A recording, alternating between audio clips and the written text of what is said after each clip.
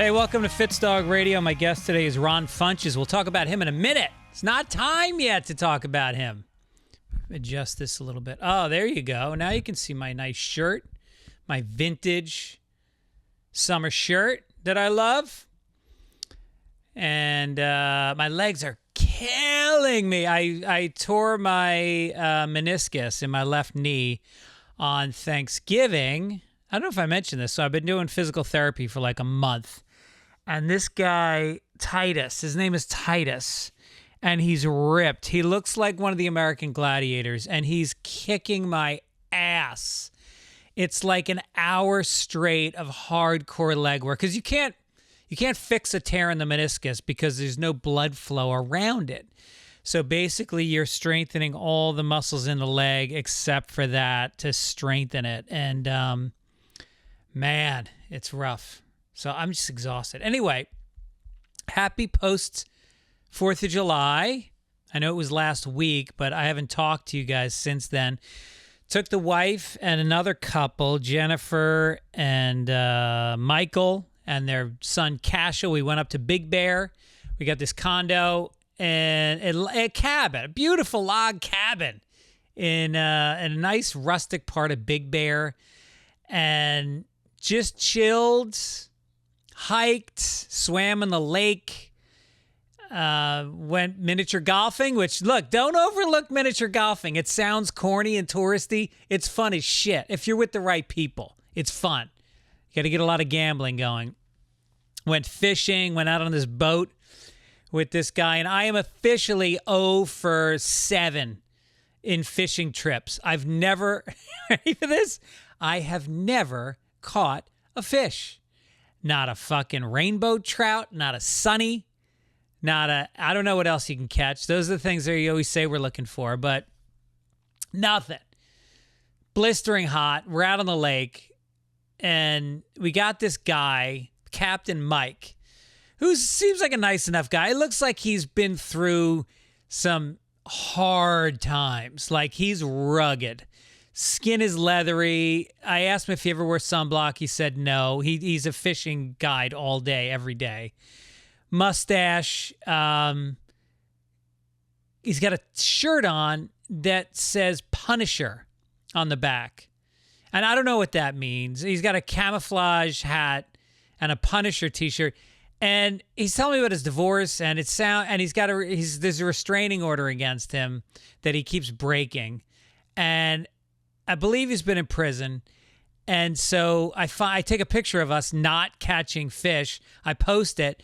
And then a bunch of people tell me that Punisher is a white nationalist group, a hate group, that mass shooters have been known to have their symbol on their shirt. Big insurrectionist dudes. And it's just fucking weird to think that was our guide. Luckily, politics didn't come up, but we caught 0 fish. He actually gave us some money back on the boat for the day. And then we went, and then there was a lot of people like Captain Mike. We went to the 4th of July show in Big Bear, right on the lake. And we walk in, and it was a lot of people dressed in flags and stars and stripes and various American eagles and such. And it didn't look like these people had reached in the back of the closet to get this stuff. This was in rotation. This is their clothing, and they're wearing it today like any other day. And I didn't realize Big Bear is kind of a pocket of very right-wing America, which is fine. It's the 4th of July. That's kind of who I want to be around. If it's Women's Day, I want to be with the libtards. If it's 4th of July, I want to be with people that look like it's not the 4th of July as much as the 6th of January. And if there was a Capitol building in Big Bear, we would have taken it over. That's the kind of crowd this was. These are the people that when the fireworks started, somebody had put together a playlist. Why am I yelling? I'm always yelling. Somebody put together a playlist, and it had all the classics. God Bless America, America the Beautiful, Born in the USA, which is always funny to me because the lyrics are not really that pro-USA. It's kind of a condemnation of how America treated its own soldiers after the Vietnam War. But whatever. It's got USA in it. Let's put it on the playlist.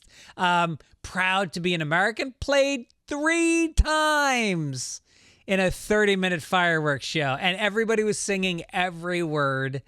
And it was a great fireworks show, oohs and ahs, fun new rockets I hadn't seen before. And then the fireworks stopped and the music stopped. And then the music started again. What song?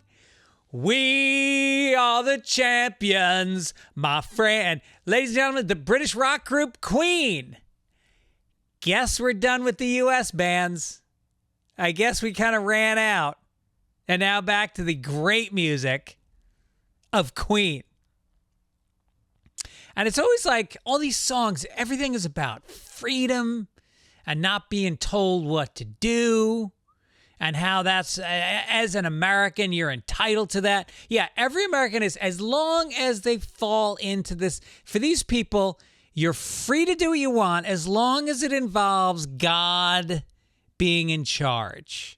As long as it involves like the police being not being criticized in any way. Like for people that don't like rules, they sure love religion and the police. They love to be told what to do by the cops, I guess. I don't know. Or we're supposed to do what the cop, respect the cops, except when you get your shirt off outside of a fucking biker bar. And you're swinging a beer bottle at a cop, then you don't respect them. Or when you're charging the Capitol and you're killing them, then you don't respect them. I don't get this whole America thing. I love the United States of America, and I respect the Constitution, and I love the philosophy behind true democracy. But I don't see a lot of that playing out with the people that are wearing the flags so much. Anyway, so then we go back to the cabin. And I'm sitting there and I'm eating a bag of Doritos. We'd opened it earlier in the day and now I was eating it and I got as I'm eating it, I got ants all over my arms and my neck. And I'm like sitting on the couch. I'm not near, any food. I'm like, what the fuck? And then I realize after 10 minutes of eating Doritos that the bag is filled with ants. And I have consumed dozens of little tiny ants. And the reason they're on my neck and arms is they were crawling across my face and hands from the Dorito bag. So that was fun. I mean, that's the thing about cabins. There's fucking ants. If you leave one little piece of food, you will have a pile of ants. We saw, what else did we see? We didn't see a lot of good wildlife, to be perfectly honest. It was a busy weekend, probably the busiest weekend of the year up there. Went on this beautiful hike. Mike and Jennifer left with their son, and then me and Aaron went up into the woods and did a massive hike. Took some magic mushrooms and just we're digging nature, loving it. And then we walked down the hill to a movie festival that was going on. And the movie was Labyrinth, starring David Bowie and Jennifer Connelly. And if you've seen Labyrinth, I don't have to explain it to you. It's like somebody said, all right, we need some entertainment for people that are on mushrooms. We need something so fantastical and odd that they will just lose themselves in the creature. Jim Henson did the puppets in the movie, and they're all ghouly, scary, crazy. Well, David Bowie's doing, I think he did all of the singing, and he's dressed up in a big high collared robe, and his hair is spiked out about a foot in the air, full makeup, and he's singing these insane songs. And it was pretty great. And Jennifer, here's the thing, I didn't know it was Jennifer Connelly. I just knew that it was a teenage girl. And at the end of the movie, I go to Aaron, I go, that girl was incredible. She was really striking and talented. And she goes, it was Jennifer Connelly, asshole. And I looked it up. She was 15 years old when she did this intense movie with David Bowie that was like a drug movie. It was crazy. She's done a lot. I didn't realize how much, I Wikipedia'd her. That's the fun thing about life, is when you stumble on anything now, you can research it and find out cool shit. So she won an Oscar. I didn't realize that, for A Beautiful Mind. Why was she with Ben Affleck? He's a weird dude. That takes a certain type of woman to be attracted to commit to a relationship with a dude who's that aggro and drunk and Boston-y. He's a masshole. What made you commit to that guy? Something's wrong with you. Well, obviously she was a child star, so she's got to be fucked up. Anyway, I just got interviewed for... Oh, no, let me talk about this. Me and Owen has gotten very interested in art, in the art world. He's thinking about maybe going in that direction. And so we went to a couple galleries the other day in Beverly Hills. There was a couple of openings, and so we drove in, and we were driving from one gallery to the other one, and this guy, I changed lanes, and the guy in the lane I changed into was flying in this Mercedes sports car, and he just came right up to my bumper, rode my fucking bumper, and then pulled around me and started cursing and pointing like a He was just and he had a couple chicks in the car who were smiling, and he was just being like a testosterone driven, look, Middle Eastern kind of asshole, way too young to have a car that expensive. Daddy was paying for it. Anyway, so we drive up and we park the car, and we notice that the Mercedes has now parked about 4 cars in front of us. I don't give a fuck. I'll walk past this guy. I don't give a shit. I'll punch him in the fucking chin. I'll kick him in the teeth. I'm so angry at this guy for yelling at me. I hate that shit. It makes my blood boil. And so we walk past his car, and he's still in the car. Whatever. We walk to the gallery. We see a nice show. I calm down. We're enjoying the art. We talk to the curator. We had a very interesting conversation about the art world, and Owen got really turned on by it. It was great. And then we leave the gallery, and we're walking back to the car, and now we walk past a Mercedes. Only nobody's around. It's a quiet street, and there's nobody. And I have my keys in my hand, and I'm looking at the car, and I'm fantasizing about just scraping that ignition key from the front fender across the door to the back to the quarter panel and just scrape up the whole fucking car. And Owen looks at me, and he knows what I'm thinking. And he looks at the car, and I think he might have seen the keys in my hand. And I just went, nope, not going to do it. And I didn't do it. And it hurt me. The old me would have done it.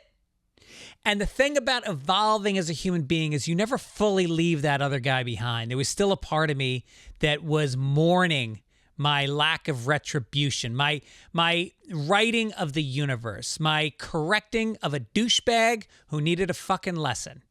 And I feel like that agent needs to be present in the world, and especially in Beverly fucking Hills. But I didn't do it. I was modeling good behavior for my son. So, anyway, been following the Haktua woman. I'm following her Instagram account. She has been hoisted up by social media. She signed with a management company, and they are grooming this chick. I am so curious to see if she's got legs. Well, she's got legs. She wears those Daisy Dukes. She's got beautiful legs. She's cute as a button. And she's got a springboard. Let's see if it lasts. Let's see if she can catch some air. They are certainly doing all the right things. They started up a Instagram account and the TikTok, and they've got photo shoots, and they're getting her in concerts, and it's fascinating. Let's see what America holds for Haktua woman. If you like the show, do me a favor, folks. Go to Apple Podcasts and give me a rating, and a comment is always nice. If you're watching it on YouTube, leave a comment there. Always trying to grow the show. We got here's something. I was looking at. I never look at reviews, and then once in a while I get weak. And I looked at my book on Amazon, which came out a long time ago, and I hadn't read comments. And this is why you don't read comments. Here's one I really enjoyed. This is from Pam, who says, I didn't read this book. I'm just reviewing it so I can get it off my items to review list. My ex bought this for himself with my Amazon account. I hope the memory of all the things he took from me and all the bills he made me pay by myself keep him warm at night. So basically, she gives me 3 out of 5 stars to lower my rating because her boyfriend likes me and bought my book. Pam, you suck. I think Karen is a lovely name. I know a lot. Karen Kilgariff, Karen Anders. I know a lot of wonderful Karens. I know a lot of bitchy Pams. So Pam is my new Karen as of this review. Specials coming out in August. We may be pushing it a couple weeks. It might be closer to late August now. I'll be doing a Rogan's show to announce it and promote it.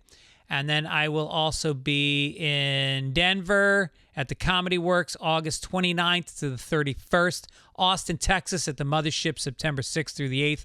Alaska in September. And then San Francisco coming up after that. Go to Fitzdog.com. Get yourself some tickets. Support some live comedy.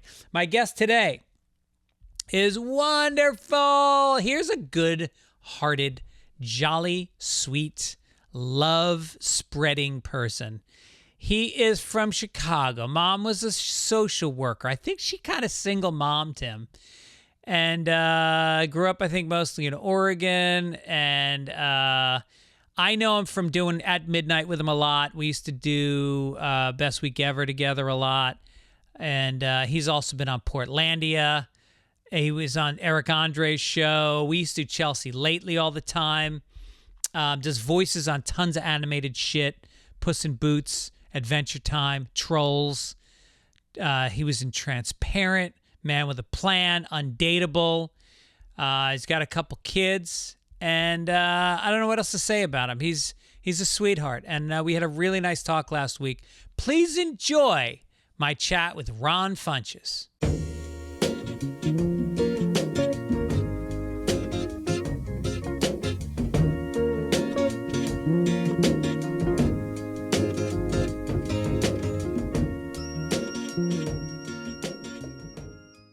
Rested. You're just back from a little vacation. Not a vacation. It was a working trip. You went to Ireland, my home country. Mm-hmm. And any drinking stories from Ireland? No, I don't drink at all. Oh, you don't? Oh, you're a pot guy. I'm allergic to alcohol. Oh. Both really known each other for so long. That's one of my main things. Yeah. You didn't know that about me? Oh, my God. Do you know my middle name? Well, yes, of course. Jay. Ronald J. Funches. Always go with Jay. It's always Jay. I'm just happy you didn't ask me if I knew your middle name, because I was like, I should back away from this real quick. If I gave you 1,000 guesses, you wouldn't guess my middle name. Really? Yeah. Is that unique? It's Sebastian. Oh, wow. Man, I would have guessed that on third try. Third try? Yeah. Really? Yeah. I was going to start with Reginald. Reginald was my original guess. Yeah. Because you said it was different. Yeah. But then, Sebastian. Sebastian's close to Reginald. So it is. I would have. Same number of syllables. Yeah, I would have gotten there. Yeah. I had, I didn't have a middle name when I was born. And then when you get confirmed, did you go through confirmation? You're not Catholic. No, I know that about you. I went to Catholic school. You did? Yeah. Did you go through confirmation? And I don't recall that. I was baptized for sure. Well, confirmation is when you get to pick your name. Okay, I didn't do that. Which is fun. Okay. You go through the book So of you Saints. picked your name? I picked Sebastian as my name because he was a martyr. Mm-hmm. He was tied to a tree. You might have seen the painting. That sounds like a thing where I would want to pick it. They shot him full of arrows. They put 100 arrows in, and he did not renounce the Lord Jesus Christ. Okay, so he's tough. Yeah. And so you're like, I want to be Sebastian. Oh, he's Sebastian. Okay, I like that. Yeah. My middle name's Kyle. Oh, no kidding. Yeah. Kyle. Mm-hmm. This is very... That's kind of Irish, actually. Is it? Yeah. Oh, maybe I should have... Yeah, I would have fit in more. Yeah, you should have dropped that at a couple of the smoke shops.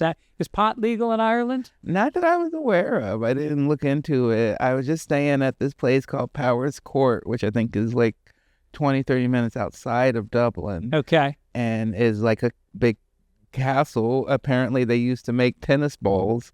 They made the tennis balls that everybody used. Really? In Europe. And so they have a huge estate.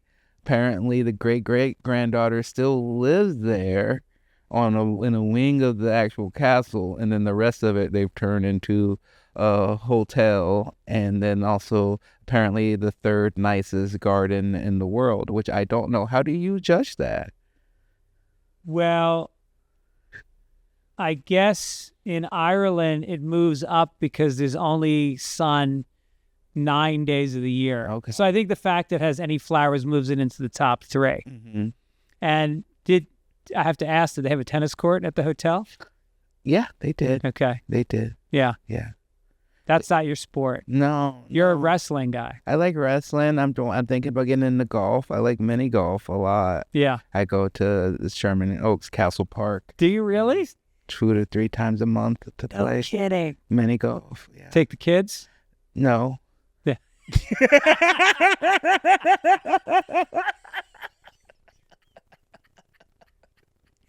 You go to Disneyland, take the kids? Nope. No, that's me time. It is. I usually go. I mean, the best time to go is during school hours. So Yeah. it'd be irresponsible for me to take them. You don't go alone. Sometimes. Yeah. That's so funny. It's why build this life that I have if I don't occasionally go to mini golf alone in the middle of the day. Yeah, but there's no way. If you make a long putt, there's nobody to high five. No, that's true. I've gotten a few hole-in-ones that I wish people were there. Yeah, to see. yeah. It's also my number one, like my basic first date place. I like it. I think it's a great first date place. Yeah, you can learn a lot about somebody when you miniature golf. Any kind of sport, you can see how they handle competition, if they're competitive, Mm-hmm. if they can lose gracefully, if they can win gracefully. And especially with mini golf, when there's so many kids running around and stuff, you see patience, Yeah. how they handle loud noises and not being the center of attention. Yep. And also just in general, because like I either do that or a pretty nice dinner. And then I had to learn that a lot of ladies would just go out with me to a nice dinner to get a nice dinner.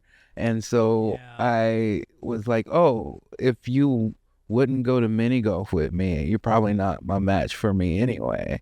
If you're the type of person to be like, oh, actually, I don't want to do that. Usually they tell me is like, oh, hell yeah, I love mini golf and I haven't been since I was a kid. Yeah. And I go 2 or 3 times a month. Is it weird for them when you know, like, when you're like, oh, okay, it's the third hole. This breaks a little bit right, and then there's a dry patch. So you're like a professional tour caddy.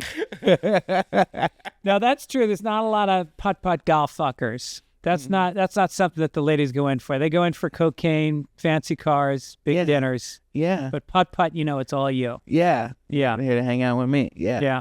Or you just really love mini golf, or the fact that they got Papa Shot, and that I like about you. Yeah. You know? Right. Yeah. I'm looking for a fun, silly person. Yeah. I think miniature golf is sort of like, they should have that for other sports. You know, golf's the only one where they have a tiny version of it that anybody can play. Yeah. No, miniature bowling seems fun. Yeah. Just a little bit of a lane. Yeah, They that would make be toys out fun. of that. 3 pins. Miniature basketball, I think everybody would want. Would love So that. you can just dunk. Yes. Yeah. Yeah, and you don't have to run all the way up and down the court. No, not at all. Miniature football, Okay, I'm on board. Just shorter field, shorter field. bigger ball.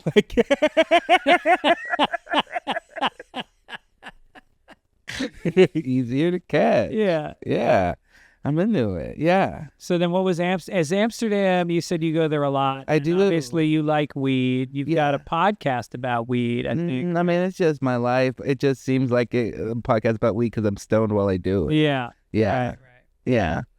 So is Amsterdam, I've never been there. You never been? No. I mean, I went when I was 18, but I was there for like 2 nights, and I didn't really smoke pot or do anything fun. I think that's one of the biggest misconceptions, that you can only go there to smoke pot. Right. Also, if you like prostitutes. Right. in the windows, right? Yeah, you go for that, great. Right. That would be amazing to window shop for a prostitute. Yeah, it doesn't seem fun. I've gone 6 times to Amsterdam. I've never gotten an escort from Amsterdam because it doesn't seem when and there's been times where I'm like, oh, it's legal. I'm single. I'll go check it out. Sure. And then you go and you see the look of the guys who are browsing, and you're like, oh wait, no, I don't want to be. No, I don't want to hang out where these guys are hanging out. There's a lot of, it's what you usually find. One thing, I mean, what I truly love about Amsterdam is that I love a real international city. That's one thing that I like about LA. I like when you can learn from different people. You hear different languages all over the place. Yeah.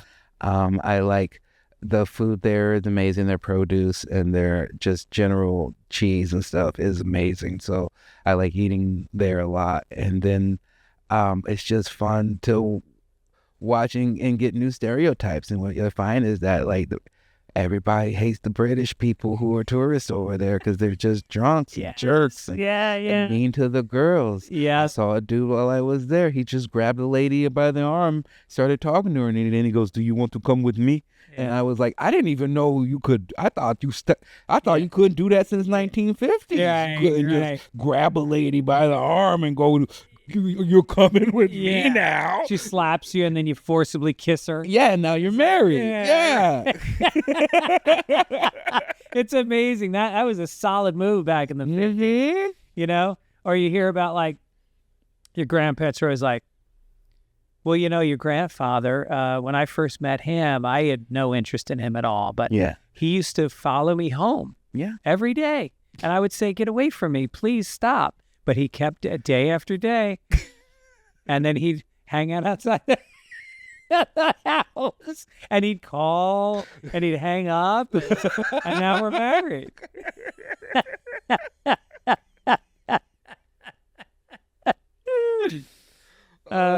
So, yeah, the British. Here's the thing about the British. You know, you're black. Mm-hmm. And black people, Latinos, Jewish are sort of the most targets of racism in this country. And you think in the world even. And then you think, what about the British? What about the Dutch? They literally destroyed whole cultures. Mm-hmm. They invented slavery. They're the ones that, like, you know, in India, the British basically starved like 10 million people while they took food out of their country. Yeah. And yet the British are like, let's have some tea. It's totally white. Now they celebrate. And now, because you go there, you know, I mean, whenever I've gone to London and stuff, I'm always like, the food's terrible. There's no seasoning. And then they're like, oh, we have great Indian food. I'm like, why? You're still taking their food. Yeah. Why do you? Why do I learn more about Africa in your museum?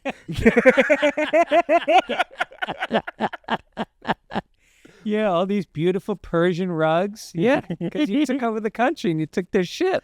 Yeah. Yeah, and as being Irish, I especially hate the British. But my friend's British, and he heard me say that on my podcast one time, and he came over, he goes, "So you hate the British?" And I was like, "No, I like you, Alex. You're a good guy, but, you know, just it's funny because the stereotype of the British is that they're these upper crust tea drinking, you know, people that read a lot. Yeah. And then you see the soccer fans that you saw in Amsterdam who are just awful people. Yeah. Like Neanderthal. Yeah. Yeah. Right. It's wild to see. Yeah. But that's like, it's just the luck of getting positive stereotypes. Yeah. You have the accent that they have, and people automatically assume you have a few extra IQ points. Yes. Often not the case. I know.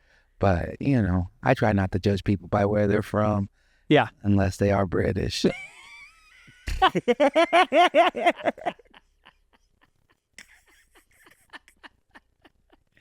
And then we celebrate the Queen. Like, the Queen died. And over here, it was like Kennedy died all over again. It's like, not me. I celebrate. The Queen died. You were an enemy. Yes. We've got one. That's one. We smoking on that Queen pack. Smoking on that Queen pack. I don't even know what that means. I like that. I like that. You still like that. Well, what it is great is a trend started in the Chicago rap community that is translated over to other places, more prominently in Jacksonville and similar places, where if you have a person who is your enemy, is known as your op, and if your op passes away, then they say that they're smoking on you. So if you were my opponent, my op, and you passed away, I would then go online and say, we're smoking on that Fitzpack tonight. Smoking on that Greg all night. Send you to heaven. Oh my God. The reason I do this podcast is to learn new things. And I just picked up some vocabulary. Do you just use it for death, or can you also, like, somebody gets beat up in a street fight, you say, we're going to smoke Greg's? If they're just generally having a bad situation, can be smoking on them, But they usually use it for death, so it's not, fun. Right. I'm trying to think of who else I smoked their pack. Somebody just died. Didn't OJ just die? OJ just a lot of people were smoking on the OJ pack. Oh, yeah. Although, do you know that the BET gave him a fucking award? They put him in the in memoriam. Oh, for this year? For the BET award. Wow. Yeah, that's wild. I mean, that's truly one of the last racial divides. I think is OJ Simpson. Right. Like, there's just a pure. I mean, if you're black and you grew up in that time, you remember when he was found not guilty. Like, if you were at school, everybody was like, we did it. It's interesting. They did a really good job with the defense to shape it like that. But yeah, the defense was it was brilliant. It's wild. It's really wild. Well, it just proved that eventually a black man can buy his freedom the way a white man can. Yeah. And now, I mean, that's why we're celebrating LeBron James getting his son into the NBA, despite the fact that he seems like he should not be in it. No. By any measure or concern. Yeah. And so, cool. I love that. Yeah, I love it. Yeah. I love it because here's the thing. Sports are entertainment. And as a wrestling fan, I think that line is even more blurred. And I think that's why people love wrestling so much, is they don't pretend it's not entertainment. Mm-hmm. And then you get Caitlin Clark, and they don't put her on the Olympic team. And you go, all right, you women have been complaining that you're not making as much money. You're not getting You never crowds. sound older than when you said, you women have... Listen, broads. Ever since we stopped giving you lobotomies. You think you're so smart post-lobotomy.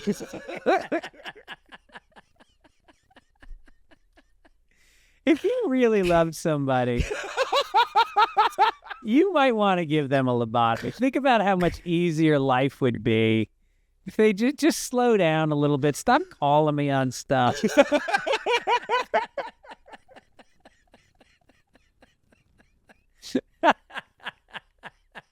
You know what? He looked at the positives. I don't want to think.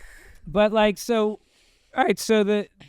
the people that have been complaining about the WNBA not drawing, and now you're going to take the biggest thing to happen to women's basketball ever. Mm-hmm. This is a woman who, when the WNBA had their finals in Vegas last year, they had an arena that held 3,000 people, and they couldn't sell it out. Caitlin Clark, like me. That sounds like both of us. 3,000. Geez, Yeah. how about 300? I know. On a late show Friday. Yeah. Who are you? Why are you complaining? I wish I could get a WNBA crowd. Yeah, geez. Because nobody laughs harder than a group of lesbians. And so... Always jovial people. Oh my God. I get so self-conscious when there's lesbian in the front row because I just think, all right, no matter what I say, I'm on the wrong side of it. And I'm not. It's because I have a veneer of it's it's misogynistic, but I'm kidding, and people get that because I'm married 25 years. People get. I have a daughter. People get it when I make jokes, but lesbians don't get it. Or maybe I'm even projecting that. I shouldn't say that. I think I project it more than it's true. Oh, but I know what you mean. There's just certain times where you're like, oh, wow, like I have to, I mean, it's been a weird shift for me just feeling like, oh, like solidly in my 40s to be like, oh, like you're looking at me in a different way than normally I would have expected. You know, Right. I'm not like just a goof child to you anymore. And so I have to understand the way I approach things a little bit. That's interesting. Yeah. But yeah, I get that sometimes too. I mean, I just had this bit that I posted about how the most scariest thing you can find in this world is a sassy black teenage girl. And Oh, yeah, I saw that. I love that. Liked it and loving it. And a lot of black women were like, oh, yeah, that was me when I was 12. But then you get people going like, oh, God forbid you tell a black woman to be confident. And I'm like, what are you talking about? I just wanted her not to mock a stranger. She could have just let me go about my day. The power. What did her confidence have to do with it? Hey, no, yeah, I think you talk about the power that they have. Yes, yeah, exactly. They have so the much power to destroy me. Yeah, make me go shopping for clothes that afternoon.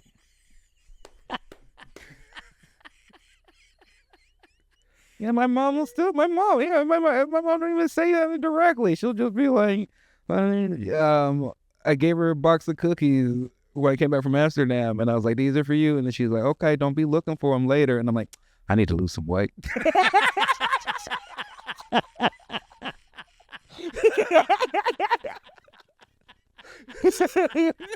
Yeah, you're just tuned in to the nuances of what they say. Yeah. It's tough because there's no irony. Like when we're young, it's irony. Like you just get the benefit of the doubt. But once a couple gray hairs come in, now you're an elder statesman. Mm-hmm. Now everything is taken very literally. Yeah, but you're serious. Yeah, it's so weird. It's one of the things that I enjoy doing my more long form podcasts as opposed to jokes sometimes, because then you get these things. I actually love the shift because I've gone from being like no one paid any attention to me to like now I do my Getting Better podcast about self-help and positivity, and I had Andy Richter come on, and we both going through divorces and stuff like that, and we're just talking about getting through it. And then one of the comments was like, oh wow, two famous rich people are just putting their lives back together. That's boring. And I'm just like, I'm just famous and rich to you. I guess I'll take the positive out of that. Right. Like everybody's got struggles. Yeah.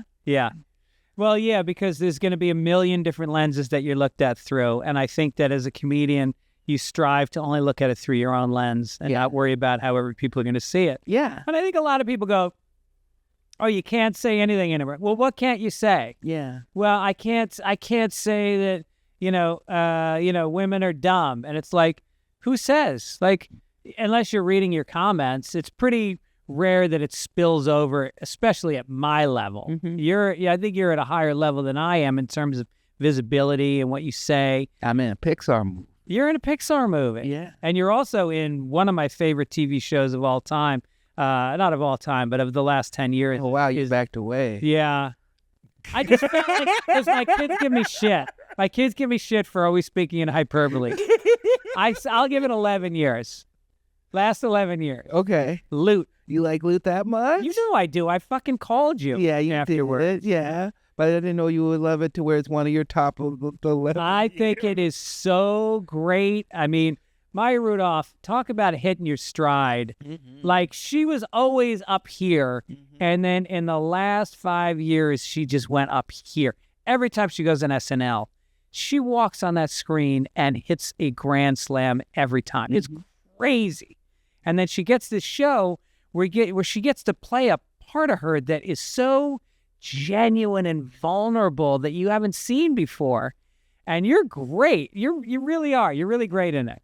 Thank you. I agree with you in all of that, and just the fact that I've been a big fan of Maya Rudolph from well before I ever met her. Yeah. And now to work with her, and I tell her that's, and because I guess I speak in hyperbole too, but I was just like, look, this is how I feel. But I'm like, I think this is what it was like to be like William Frawley or Vivian Vance watching Lucy. Yeah. Because I'm just like, oh, I learned so much, and you're so funny, and she makes these big choices, and also allows all of us to feel a part of it and pitch things to her, Right. And then just never feels like you're like. I've worked for people who were much less accomplished and much less funny, who treated you like you were a peasant in their kingdom. Right. She treats you like that we're family. Yeah, that's One of the best things I've ever been a part of is working with this. And then she's just like, she's just so funny. And I think that's so grounded. Yeah. And like one of the people I related to the most, which I didn't think I would, because I'll just say things to her that most people will go like, to me, and she goes like, yeah. Like just the other day, she was talking to me about something, and she's like, you excited about this? And I was like, no, I mean, somewhat, but I go, I just don't like working. And she, and she was like, me too. She's like, I hate it. I have kids. There's so many other, and she goes, that's why I work the way I do. That's why I try to make it fun, because if it's not fun, I don't even want to do it anymore. Right. And I was like, well, I'm not at that position to say that out loud. Yeah. Yeah. I agree wholeheartedly. She's the best. Yeah, she's pretty great. And then the other guy on the show who I know from the golf course, who's the guy she has the affair with on the show?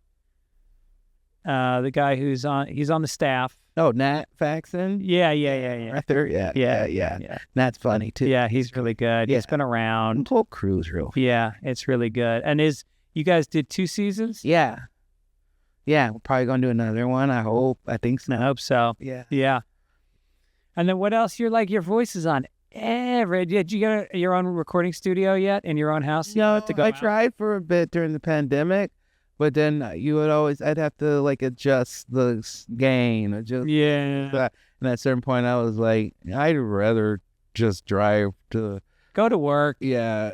Come out. And now I'm since I moved to Studio City, I'm like, the main studio I use is 4 minutes from my house, even at like 9 a.m. So, perfect. Yeah. It's nice to leave your house and go to work. Yeah, I agree. Otherwise, I'm very isolated. Yeah. I like to stay inside. I don't go out much. So I need to go out to work to make sure I talk to people. Yeah. Yeah. I know. That's the best. I mean, I've written on a lot of TV shows, as you have. I know you wrote on Eric Andre. Mm-hmm. Which to me, like when I think of dream TV writing jobs, I think of South Park, Curb Your Enthusiasm, and Eric Andre Show. Eric Andre Show is one of the best TV shows in the last 12 years. Okay, this one. Okay, so that's 2. We got Eric Andre Show. Yeah. Yeah, no, Eric's the best. I wouldn't say I did much work on that show. I did more work on the Kroll Show for the bit of time that I worked there. But Eric, I just like learning a lot. I didn't go to college, and so I felt like these jobs, working with Nick, working with Eric, working with Maya, are like my version of going to college, where I sit back and I learn what it takes to like really run a show, and the difference between, you go again. I worked on some shows where people hire you, but then they don't take your mind. They don't like. They're just like, okay, no, you do what we want you to do. Don't. And then like someone like Eric, he would have this writer's room that had like just the best of the best comedians that were working, and he would just have you, if you could come in for a week, came in for a week. If you come in for a month, you came for a month, and he just wanted ideas. He just wanted to make the best. He didn't all get filtered through his chaotic lens, but he wanted other people's viewpoints. Yeah. And like the things that I would pitch, like I was way opposite of him. I would pitch these just like silly things, or like non-violent sensitive things, or some rap based things of rappers that I like that he did end up using. And so I always appreciate it. And just again, it taught me that you can learn and get pieces from everyone, even if you don't, if their sensibilities don't match up with you. Yeah, yeah. No, I think that's great. That is interesting when you run a show. I've been on shows where it is, it's like let's all throw a bunch of ideas in the middle, and then let's see what takes. And then, and then you have shows like Letterman. Apparently, by the end, everybody sat in their office and never met face to face with Letterman. Everything just got sent, by email, and then you sat in your office and you waited, and then you got another assignment. You said, and there was no juices flowing. You're not bouncing anything off each other, and then you end up getting a show that by the end got very cookie cutter. You got like here's the same segment.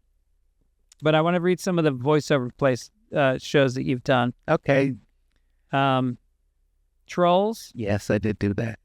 Isn't there a part 2 of Trolls? There's 3. There's been 3 of them. Did you do all 3? I did do it. Get out of here. I did anything troll related. Yeah. I did the movies. I did the cartoons. I did the video game. I did the ice capades. Especially when I got that part, I didn't have much going on. So I was like, we're not letting you find a sound alike. You just get me. Yeah, That's it. Wow. So you made a lot of money off of those. Yeah. More than Richter made on his shows? Is that what you guys do off the air? Is just compare how much money you have? No, I never compare. Though. I mean, that's not true. One time I did, but it was when I had no money, and so the guy was crushing me hardcore. Yeah. So, do you have a retirement account? Yeah, of course. You got it funded pretty well? It's funded pretty well. It's going to take a hit in this divorce, but it's pretty funded. Yeah. Right. What about life insurance? Yes, sir. How big's your policy? Oh, a couple mil. Yeah.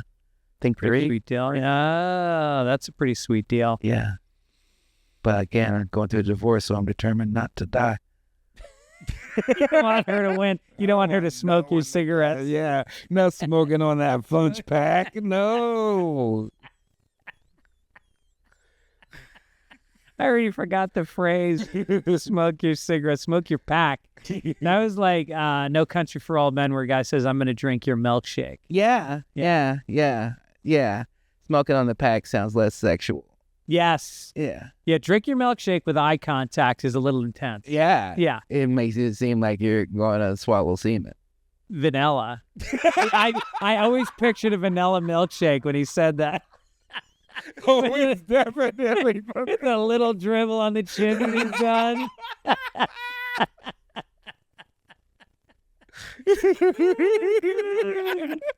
Actually, funny is the takes that they got wrong where he was just trying to like, I'm gonna drink your milkshake. Like, no, that's not what we're going for. That's how it read to me. Yeah. Try not to lick your lipstick.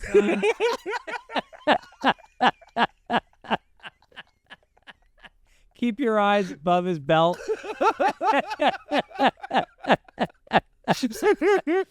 Yeah, a lot of that tough guy stuff does sound gay, doesn't it? Yeah. Yeah. No, a lot of it is Proud Boys. That sounds super gay. Yeah. Or like, what was the one where the guy goes, I'm going to take the outside of my right foot and I'm going to bring it across the outside of your head. It was a famous. Anybody recognize that quote? Yeah. What is it?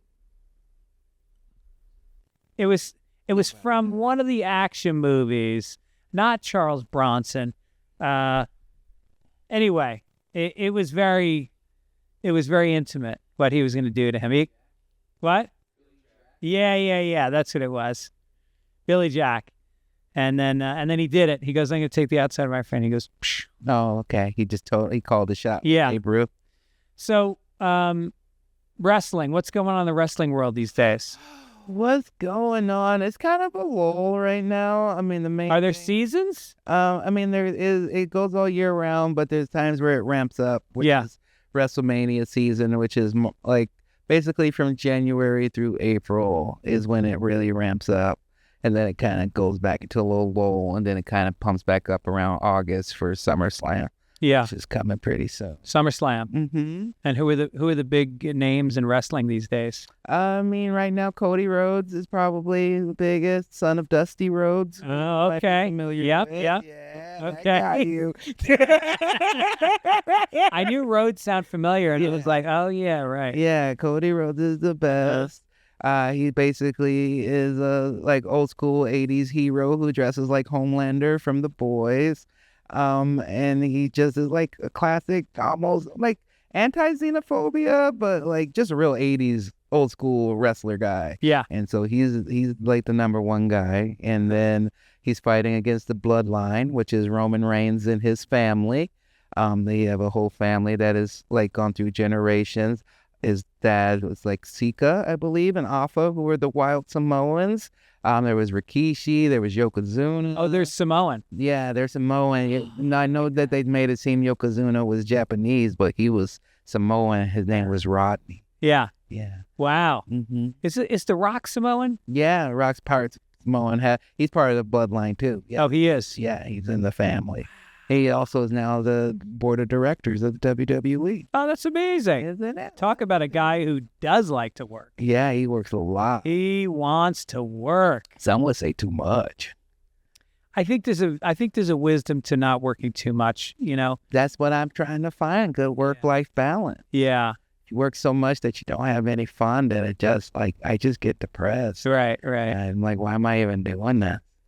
Yeah, the tough thing is, though, is if you're not working all the time, you don't get offered a lot more work. It's like you have to be in the mix all the time. Well, I've been really focusing on a mantra of less work, more money, where I try to just be more selective and hope and believe in that faith that big deals will come. So then I turn down the like smaller things that are not fun. Unless they're fun, then I will do whatever. And word gets out that you turn down stuff, right? Isn't it good for your career to turn stuff down? One time they told me the reputation I have was that I'm good and easy to work with. I bring a positive to a project and that you can't underpay me. I love it. Yeah. That's great. Yeah. Do you take the summer off? I mean, again, normally, but I got a divorce before. Right. So not this year. No, I'm working myself to the bone this year. Yeah. Now, are you the woman you're divorced? I don't know if you want to. Sure, I don't care. Now, is this the one? So she's the mother of both your children? No, just my youngest. Just your youngest. Yeah. Okay. Yeah. Now, how long did the marriage last? 2 years. Not right. Yeah. How long did you date before you got married? 2 years before we dated. Okay. So for like a 4-year relationship total. Yeah. What was the first date? Putt-putt? No, I think it was a hike. Oh, all right. So another free one. She wasn't coming in for the money. No, well, yeah. I wouldn't say that. She played the long She played the long game. Yeah. Revealed herself later. Yeah. She's smoking the fudge pack. Yeah, she tried. Yeah. Sure she is. Yeah. Well, either way, you got a beautiful kid out of it. Oh, yeah. No, it's blessings. And that's this last little trip. I just been kind of, just going through, grief of this whole thing and just a whole thing, learning a lot about things. I won't say, how do I say this legally without getting sued? I feel like I've had to learn how to overcome what it was. Have you heard like narcissistic relationships and things of that nature? Yeah. So I spent the last little bit learning about recovering from those things. And so just wish I didn't know. Man, you read the comments about these videos and everybody's just like they've been through a freaking war. Like and that's just kind of how it felt for me, was just that like I was like, oh, and then I was like, I don't even know who this person is. And now it's just like, oh, I think I know who they are and I don't like them. And so that's where we're at. Yeah, I mean, what's tough with narcissism is that usually when you have a disagreement or you're not seeing eye to eye on things, there's some elements of understanding the other person. But with narcissism, it is completely absorbed by just my point of view. Yeah. And that can be very frustrating. Yeah. You can't argue. You can't argue with someone if they don't share the same reality. Yeah. Right. And so that's what I learned, is that the reality of my partner shifted to whatever their perspective needed to view. Right. Yeah. All right. I don't want to get you in trouble, so let's pivot. from that because I love you and I would never want you to get into trouble. Thank you. So let's talk about, I'm too honest. Yeah, I know you are. I feel like, God, I could go for a great podcast right now. I could make some headlines. I could smoke his pack.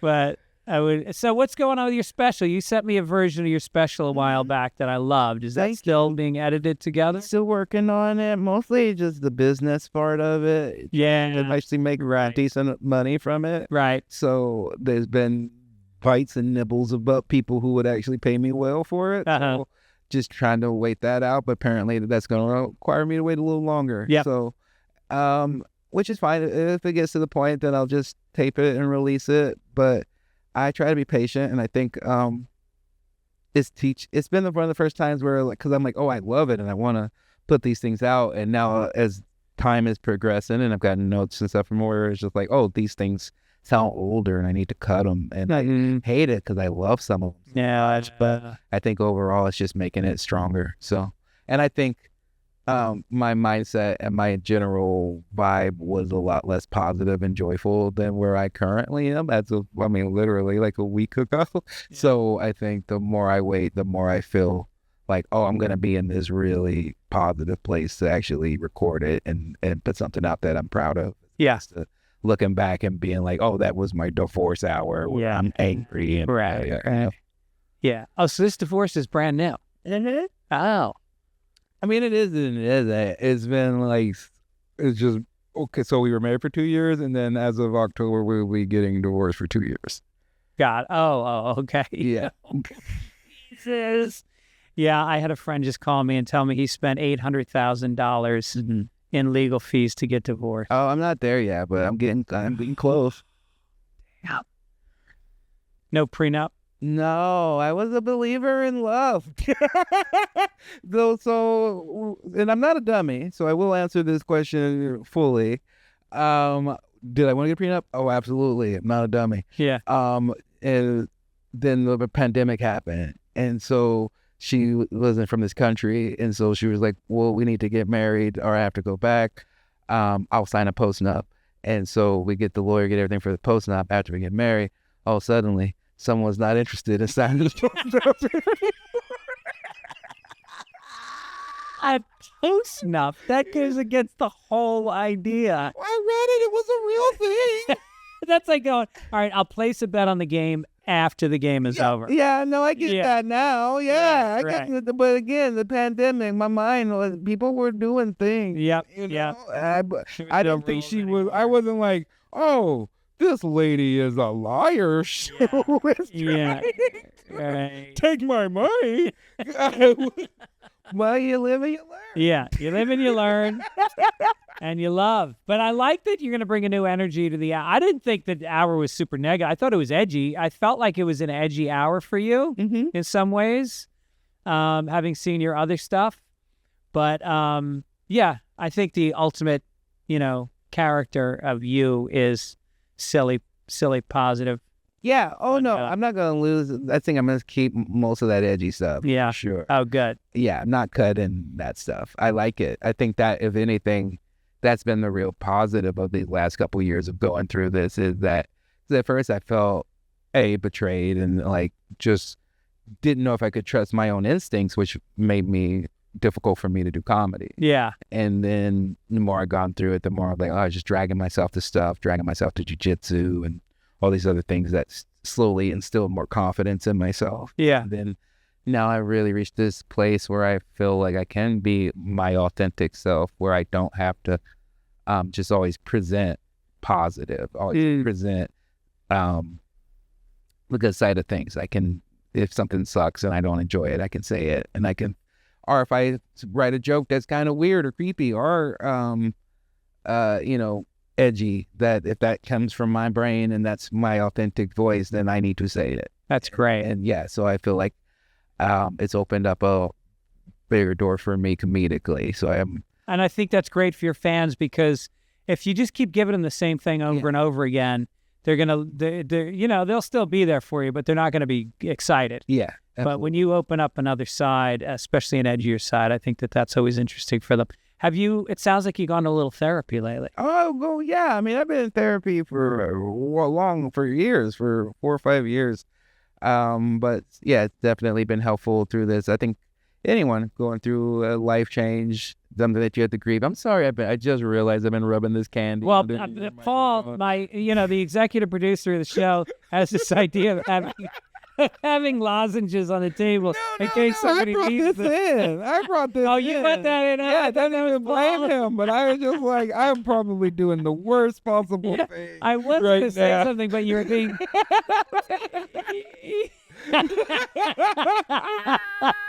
Because we had Keckner came in last week, and he put the lozenge in, and all of a sudden it was like crunch, crunch, crackle. But you were being so vulnerable. I didn't want to. Yeah, that's what made you me make a rub lot the of noise candy. with that wrapper getting into my mind. Yeah, yeah, but therapy, the jiu-jitsu, just having some place to put your anger. I had a really good roadmap of when I knew, because I mean, my second divorce also. So yeah. I remember some of the mistakes I made in my first divorce, and it was not wanting to make them on my second one. So I was like, make sure you keep in touch with my therapist, keep in touch with my family, and also be more open with them about what was going on. I think with my first divorce, I hid a lot of the negative stuff going on, and in this one, I've been much more like, hey, this is what's happening, this is how things are going on, and it's just, I mean, it's been a real mind fuck for me overall, because I've lost friends because of it. I've lost things. There's been it's just been an overall just weird traumatic event, because it just went from me being like, oh man, my life's doing good, I got a good career, buying this new place, got my wife, I was just gonna have a baby, and now I'm having a baby not when I'm 20, and I can focus on the fact that I can take care of this kid, and so now I can relax and just watch him grow up, and I can go to work and come home every day, and he'll be there and stuff, and then to suddenly be like, oh no, this sucks dick. Like, this is horrible. And well before he was even there, I realized that this wasn't going to be sustainable, and to have to be like, look at my little son in his crib and be like, man, like, if he was grown up and in a relationship like this, I wouldn't tell him to stay in this. Right. And so I can't be in this, and just the death of something, you have an ideal that you wanted of a life that I... Yeah, it sounds like you had an idea of a secure home life. Yeah. And I mean, that is really, that's a big part of life. Counting on that, having those pieces in place, and coming home to something that feels like it's a foundation, and then to have that taken away from you, I can't imagine. That's pretty heavy. Yeah, no, it's been pretty heavy. And then just trying to do that while maintaining it, and maintaining my, like you said, not having the prenup and stuff, and having my older son who has autism, and being like, oh man, I spent my whole career trying to protect him and build a place for him, and now I'm in this position where someone's trying to jeopardize that. Right. And so it makes it just, for a long time stressful. Luckily, Pixar. Yeah, thank you, Pixar. Oh my God. Simply Spiked Lemonade. Yeah. The Justice League video the Suicide Squad video game. Everybody hated that game, not me. Yeah. I love that game. God bless that game. I would say it's the 13th best video game I've ever seen. Wait, so let me ask you this. How did you find your therapist? Because I have a lot of listeners that deal with depression. That seems to be shit that I don't know why, but I get tons of emails from people, and they mean a lot to me, because I talk openly about depression, and it connects to people, because I'm somebody that obviously has found some tools that help me keep moving forward and working and having a family and all that stuff. So, but the first step is a really hard one. Like, how did you actually find a therapist? And was it the first one you met with, or did you sort of like try a couple out? I tried a couple. I mostly just do asking friends who they had, Which is weird, because now you're telling your inner secrets to somebody who Talks to my friends. Yeah. But it's been fine. For me, it was helpful because it's also meant that they saw other comedians and saw people who had different work schedules and different projects and pressures, auditioning and things like that. So for me, that actually was helpful. I think the first person I saw didn't really work with entertainers that often, and so they didn't have that perspective. So yeah, I've had therapists that are fascinated by my life and ask me a lot of questions about what and they've got that glow in their eyes, like, wow, this is real. I don't want the glow. No, like that anything. No, whenever, again, when I go on dates or I talk to people and they asking me about like my ex or my divorce or anything, and then if I bring up anything and you can tell the difference between someone who is empathetic and is like, oh, I'm sorry you're going through that, and then someone who uses your pain for their entertainment. And if someone that leans in is like, what? I It's like pouring to them. Yeah. Shut it down. Right. Life's good. We're good. Yeah, I'm right. all good. Don't worry about it. Yeah. So, and then you go in person once a week? I go once a month because I'm doing well.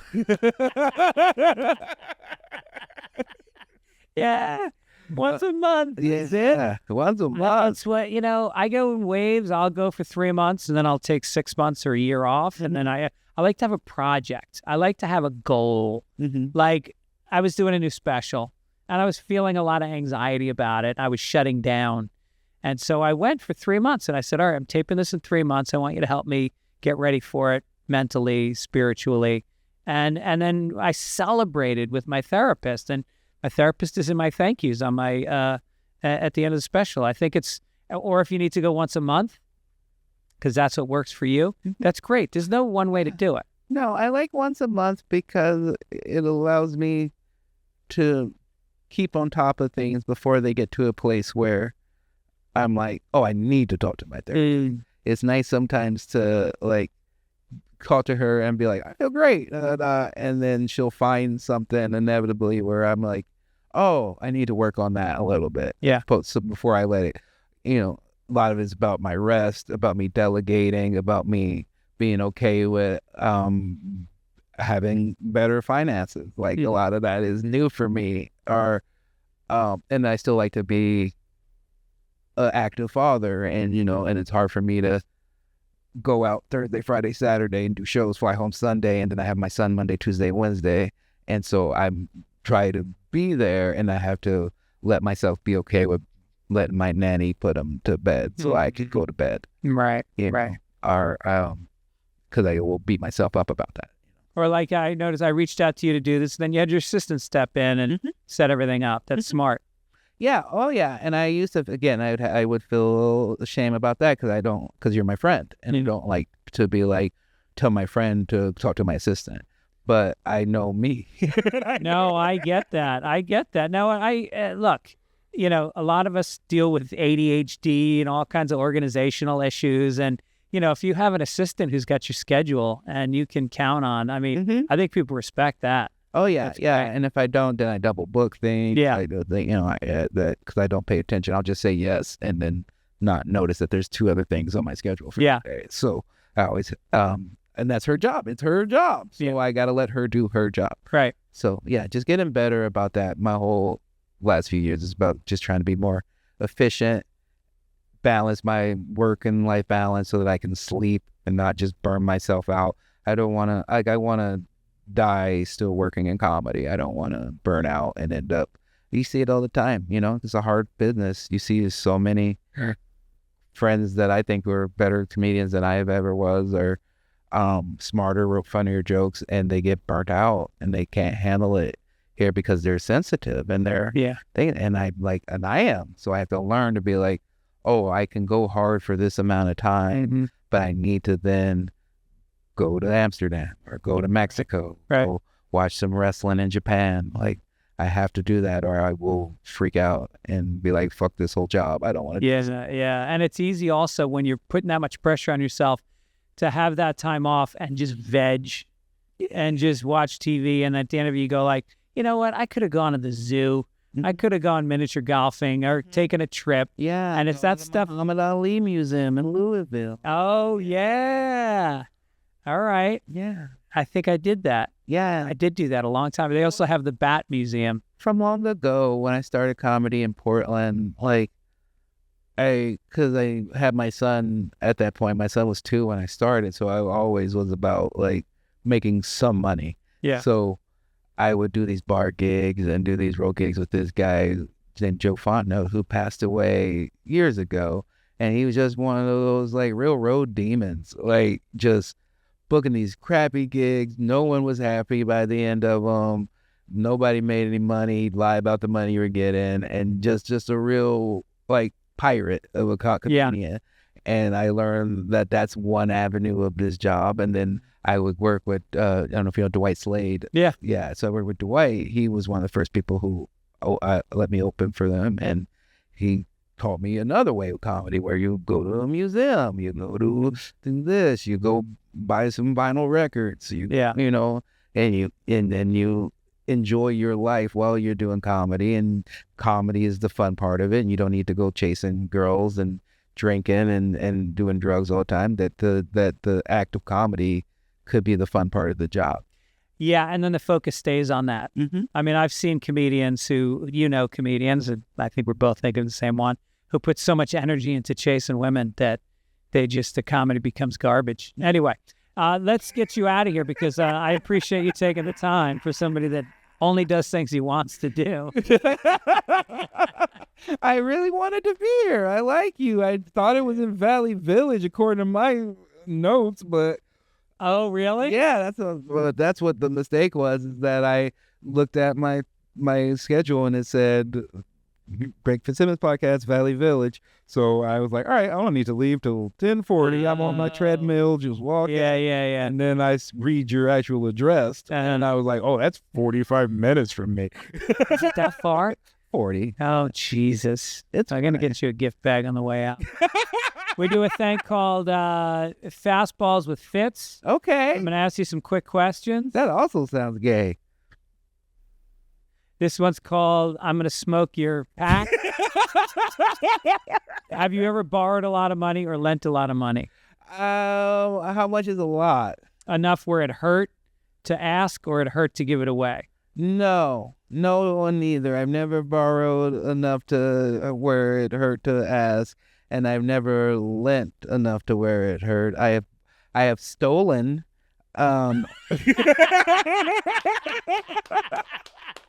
Was it stealing with the intent to give it back someday? No, not at the time. At the time, it was just stealing. It was check fraud, to be exact. No. Yeah. I lived with this roommate.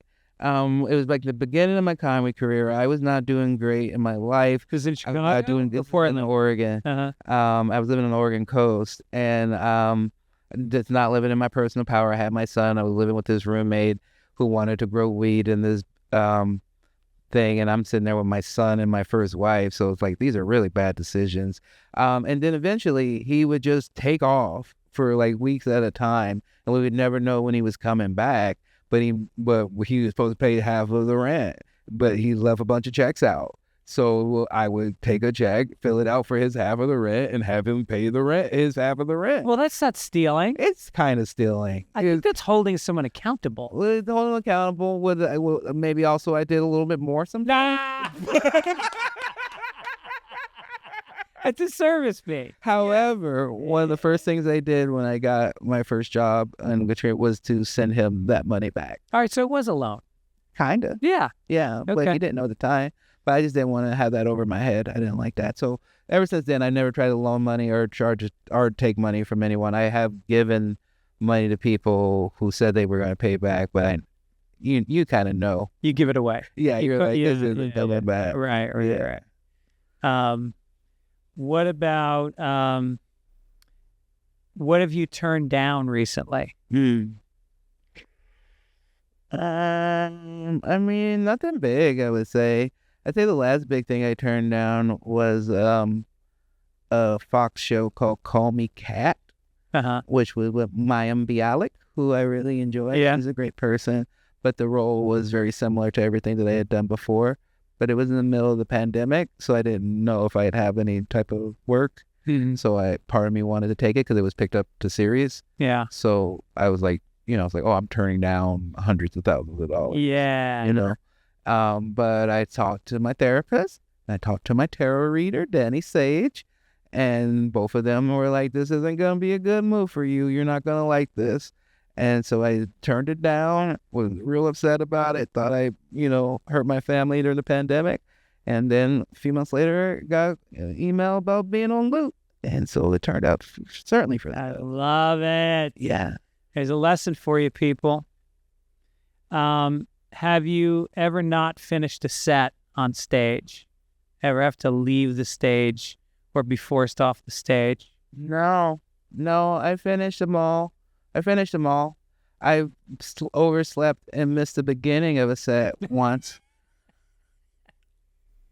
And that was, so that was embarrassing. But I made it and did the set. If I've made it, obviously like Comedy Store sets or 15s where I've had to cancel or whatever. No, I'm talking about being on stage and then leave. And not doing your time. No, I've always done my time. The worst it's ever been was though I did a show in Osaka, Japan when I was on vacation and I didn't know. I just told them I was going to come by and watch. And then in the meantime, they put a poster together and was like, really? No, I thought it was an open mic. And so I was like, all right, I'm going to take these edibles and I'll go up second and then I'll watch the rest of the show. Yeah. And then they were like, no, you're the closer. And I was like, oh, well, I haven't done comedy in 2 weeks. I'm on vacation and I just took 60 milligrams. 60? So, yeah, this isn't going to, and it did not go well. It went horrible. I could improvise about my time in Japan for about 5 minutes. And then as soon as I tried to remember any joke, I couldn't, not a single, not in the 17 years I've done comedy, could I remember a single setup and punchline. And I just was freezing. And then I was there with she was my fiance at the time. And so I was asking her for some jokes. And she was like, don't even look at me. She was so embarrassed. And then afterwards, she was so mad that I bombed.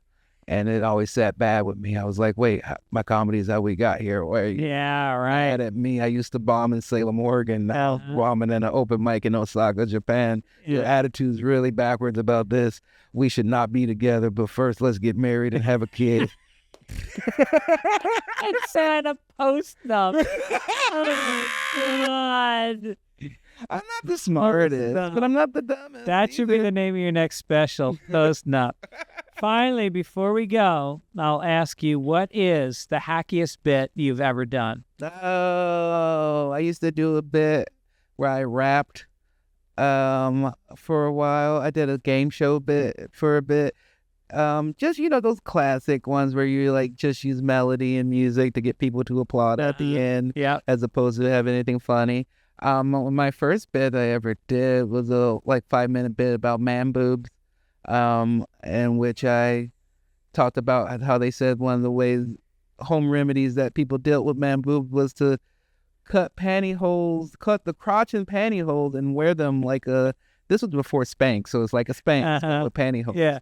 And then at the end of it, I would take off my shirt and show that I was wearing that. No. Yeah. No. So that was but that was that's literally my first time on stage. Do you have video of that? No. When I recorded the first time on stage, I was at least smart enough to be like, I'm not going to be good for a few years. Let's not record any of this. So you took pantyhose and you pulled it over your head. Mm-hmm. Oh. I did that the night before I got there. Yeah. So your head was coming out of the vagina. Yeah. Yeah. It's a fun visual. Great. People liked it. Yeah, I got a good laugh. Yeah. Yeah. Well, that's the thing about these bits is you remember them because they killed. Mm-hmm. Your hackiest bits are often your biggest laugh. Yeah, oh yeah. Yeah, and you got to learn to turn away from Right. It's like turning down that sitcom to the better one. Right. All right. Yeah. Ron Funches is going to be coming to you. He's going to be in St. Louis July 25th and 26th at Helium. July 27th and 28th, also at Helium, but this time in Indianapolis. Yeah, a full 4-day split within 2 towns. You could tell that's a divorce-based gig. Oh, I saw that. Yeah, the merch for that is just a check to a lawyer. By the way, Indianapolis, one of my favorite blues clubs in the country is called the Kingston Mines. It's right near, the Slippery Noodle. It's right near the club. Okay. In Indianapolis. It's like blues club. Yeah, I do. The staff goes over there. That's why I like it now that I'm a 41-year-old black man, because I like to go to rap shows and I'm the oldest. Yeah. And now I started going to blues and jazz shows and I'm the youngest. And they say things to me like, well, that kid smells like reefer.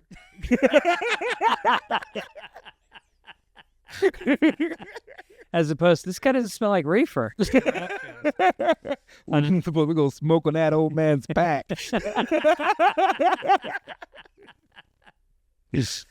Dania Beach, Florida. Sure. Is that how you pronounce it? I don't know. Dania? I've been saying Dania. Dania? But I don't know what's right. I truly don't. Stay out of the water. There's a lot of sharks down there right now. Palm Springs in August on the 24th. This should be nice and cool. The Agua Caliente Casino. He's got that word hot right in the title. Oh, it's going to be hot. Come down there so there's not just people gambling, please. Come see me in Palm Springs. September 26th to 28th, back home in Portland, Oregon at the Helium Loves You. October in Seattle, also Kansas City. Go to ronfunches.com and get your tickets. And also you can get his cool merch. You got some of the nicest T-shirts in the business. Thank you. Yeah, I love them. And I love you. Thank you for being here. I love you, Greg. All right. Always a pleasure. Thank you for having me. Thanks for being so vulnerable. Oh, of course. I'm in a good position right now. I'm glad. I feel like I'm happy to be me and for people to learn from my mistakes. That's great. Yeah. All right. God bless America. Truly. Happy 4th of July. Yeah. When is this going to come out? In August? No, on Tuesday. Okay. Hope you had a good 4th. Wait, tomorrow? Well, no, Yeah, tomorrow. It'll come out on July 2nd. Wait, no, today's the 2nd now. Then the 3rd. No, is it? Yeah, today's Tuesday. Okay, yeah, it comes out tomorrow on the 3rd. Okay, Yeah. happy 4th. Smooth. Have a good 4th. Happy 4th.